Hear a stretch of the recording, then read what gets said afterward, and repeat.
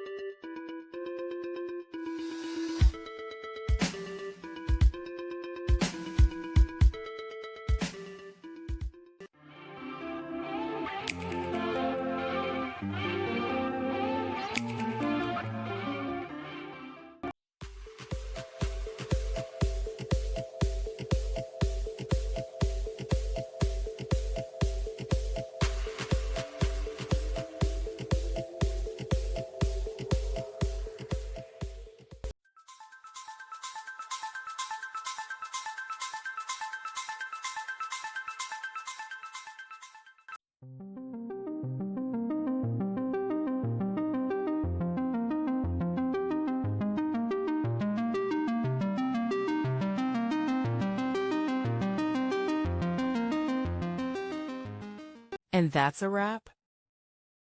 I hope you found the answer you were looking for. If you did, take a second to hit that subscribe button. It really helps out. And let me know in the comments which solution worked best for you. See you next time in the debug zone.